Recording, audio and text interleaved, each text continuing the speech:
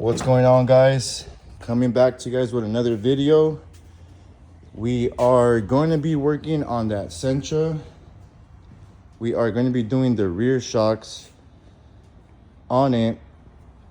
I also have the front shocks for it. The customer paid for them already.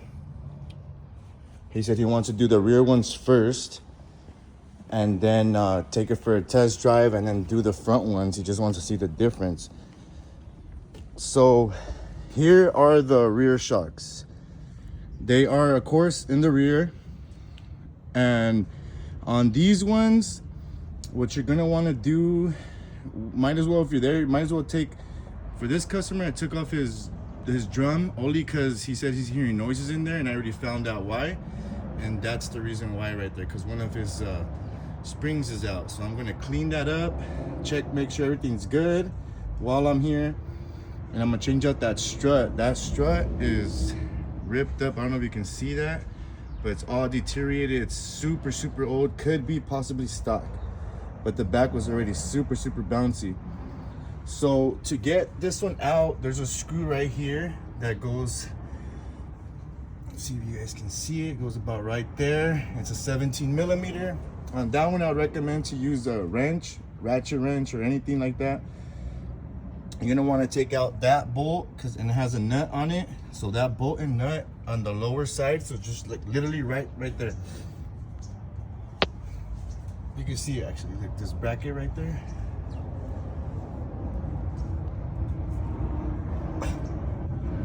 Right there where this hole's at. So you take that screw out. After that, you're gonna want to open the trunk. Once you open the trunk, you're gonna have to look for where those two bolts go at. So in this trunk, you take off this carpet piece from the side, and you're gonna find where the two 12 millimeter bolts go. They're two nuts actually. I would say take off that bottom bolt first from the suspension over here on this side, on the outside. Then take out these, because if you do it backwards, you're going to cause pressure down and it's going to be harder to take that bolt out. So all the weight's going to go down. Once you take out that bottom bolt, take these off with a 12 millimeter. Take off that strut. These are the new struts. From the looks of it, they look the same. We're going to find that out right now. Hopefully they are the same. Yeah, they look about the same. I always look at like the ring part right here. Once we finish doing that, it's super, super simple, super easy. After you do that, you're gonna wanna go ahead and get this one out, compress that spring that's on it, because we're gonna reuse the spring. In this case, some of them come with the spring already. Unfortunately, I couldn't find one with the springs on it. And the ones that did have the springs on it were just out of the customer's budget. They were really, really expensive for some reason. So go ahead and compress that spring with the strut compressor, with the spring compressor tool. If you don't have it, if you're not a mechanic and you don't do this every day, they rent them out at AutoZone, of course. It's you should be able to see. You guys gotta just ask for it. They'll tell you which one it is. You leave a deposit. Once you get the tool back, they give you all that money back. They don't keep anything of it. So once you compress that, you put it on the new one. Of course, with that hat's gonna come with it. Sometimes you have to change the bearings on it, sometimes you don't. We're gonna be careful not to change them.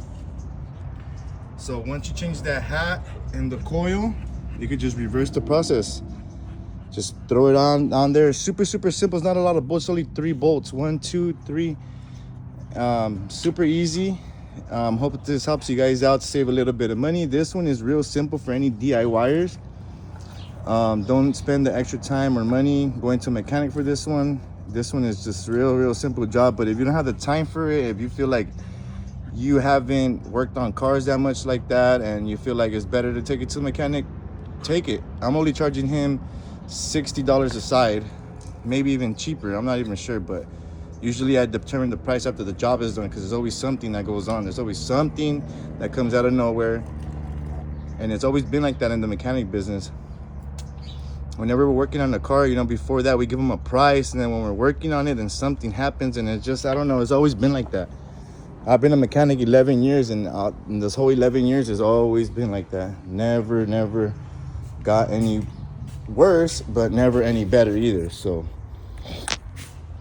but yeah, that's gonna be the video for today. Hope this helps you guys out, and you guys enjoy the rest of your day.